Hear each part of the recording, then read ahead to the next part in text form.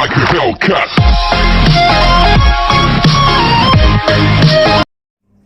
Mga friends, sa YouTube may batas.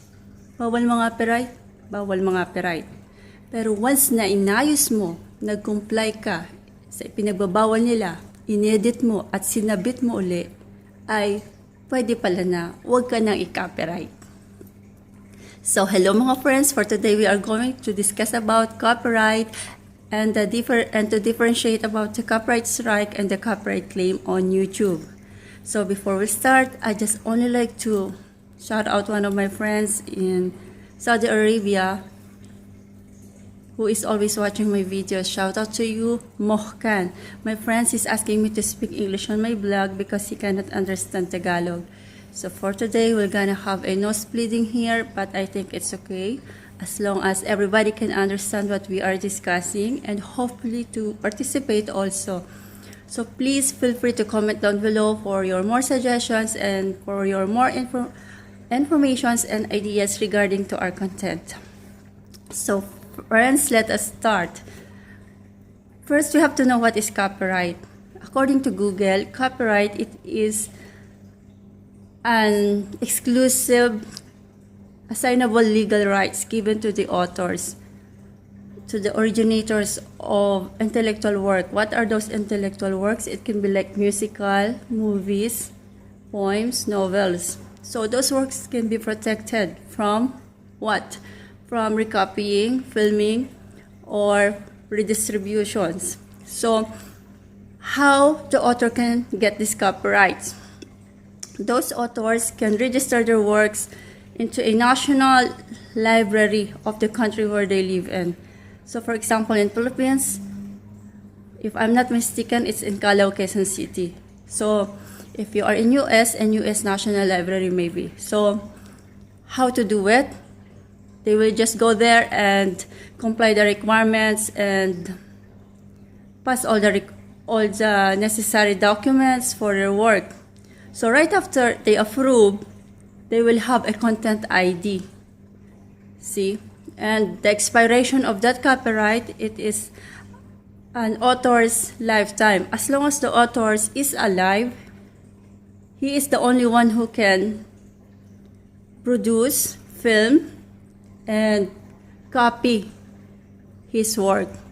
And right after he dies, it will take like 50 years before the copyright will expire. So the copyright can be sold, transferred, and inherit. So that's how it is protected. So friends, what is the connection of those things into YouTube and how it's working on YouTube?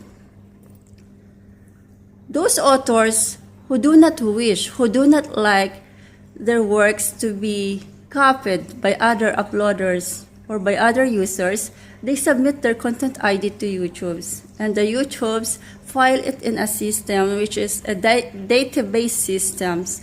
Once the uploader in YouTube upload a video, they process the video against all those database systems, and once they notice or they find out that there is a match, even just a piece of material in your video that is similar to those content ID that these authors submitted to YouTube, so they will send us a copyright claim. So copyright claim is not a strike, it's just only a warning that in your video you use just a piece of material that is copyright owner, that has a copyright owners. So what we are going to do now, if we do receive those claims. So friends,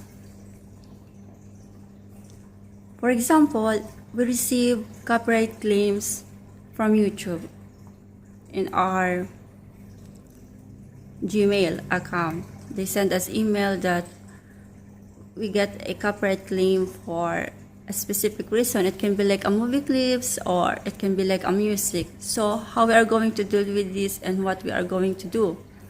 We have here 5 options. Number 1 is don't panic, because copyright claims are not yet as strikes. They are just only a warning. So what we are going to do, just leave it for a moment and move on. And then we'll decide later what we can do about that claim. We can, if it's music, my friend, we can also remove the music. But remember, if we do edit and remove the music, it will mute the whole video, even the conversations. So if it's only music, we can swap another music from copyright music to non-copyright music. There are too much non-copyright music available on YouTube also, if we do really like to have a backgrounds to our videos. And then we can also share revenues. There are some companies running their ads on your video, but the monetizations will not be for us, but for those copyright owners. Or we can also dispute the claim. But be careful about disputing the claim, because if we feel or in good faith that that video is, we don't even have an effort on it, and we decided to dispute, by that it can be a ground for a copyright strike. So if we want to dispute, make sure that in that video we do also have an effort, and we just only use the third-party materials. So what I'm trying to say here is, if you copy the whole video and uploaded it on your channel, then that is a ground for a copyright strike. But if you only use the music, you sing, and you just only use the background music or lyrics, so we can dispute, and we'll just wait the YouTube how they will decide about this. Okay. If we have a copyright claim, expect these things that will happen to our video. Number one, the copyright owner can block our video. It cannot be watched at all in our channel or anywhere. So basically that. So friends, the copyright owner can pull out our video. See? It cannot be watched at all. So before we will upload a video on YouTube, we have to save it first into our gallery and wait if we can get a copyright claim from this video or no, before we will delete that video. So we can edit it again if it has a claim. Because once it's blocked by YouTube or by the copyright owner, we cannot recover it again. It's totally gone or lost. So we have to be very careful with this. And another thing is track the videos. So friends, always remember that copyright claims are just warnings, and then copyright strikes are penalties on YouTube. So another ground to get this copyright strike is from dispute.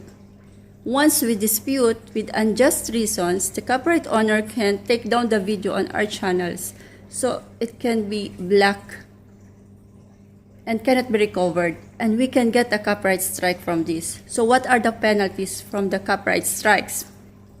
We have to be very careful with this. Number one, because it will affect our channels. First copyright strike, our channel will be freezed for 1 week. We cannot upload, do editing, or do live streaming. But after 1 week, it will be activated again. So we can still upload, do live streaming and editing on our channels. But we still get this 90 days penalty for first strike. It's still there on our account. And the second copyright strike, the same.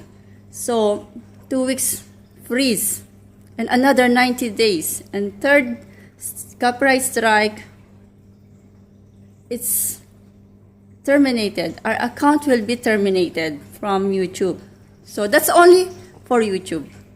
So friends, that's only on YouTube.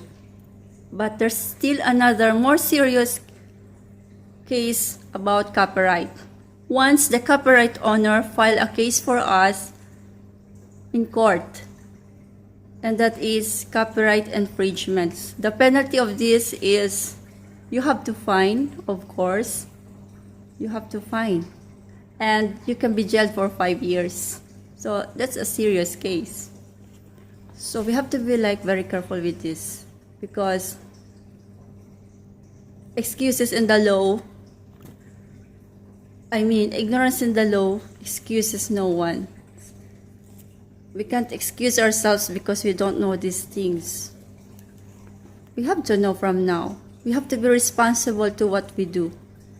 Nobody will tell us what to do. We will research for this. We will be responsible for this. We have to know by ourselves. So before we'll upload anything on YouTube, especially on YouTube, because YouTube not allowed copyright materials. It's probably or mostly our original contents. It is more safe, but it is also dangerous, because if we don't know this copyright law, we might commit this and regret it at the end. So, friends, why do we need to know about this copyright? Because we are using it. We are working on social medias. If we are like a fisherman or a tailor, we don't pay a lot of attention to these copyrights. But if we are a YouTuber or a movie producer, we have to pay attention for this, because we are the end user, we are the consumers. So we can be jailed, in short, if we misuse these informations or totally we don't know anything about this. So that is only my concern, and this is only what I'd like to share also to my co-YouTubers for our safety. So this is the question now. If the copyright owners don't like their works to be copied or to be reused or redistributed or filmed by another user, why it's still available on internet? The answer is they like it as only to use as a reference, but the revenue is for them. So that is why they are protecting it like that by law. And I'd like also to share with you another ground for a copyright strike. So there are some authors or creators or originators of the intellectual work who don't have yet a copyright. You get my point? There are too much materials or contents available who do not have yet a copyright owners, but it has an author for sure, or a creators or an originators of that content. So it's available. And that seems so tricky. Why? Once we use that material thinking it has no copyright, nobody owns it, and we uploaded it on our channels, the owner of that material can send a letter to YouTube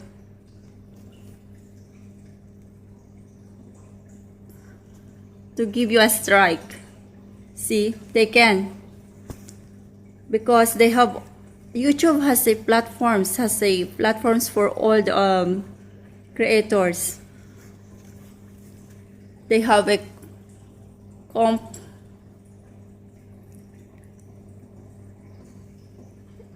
content web form. I read this, and they have a content verifications and copyright matter tool.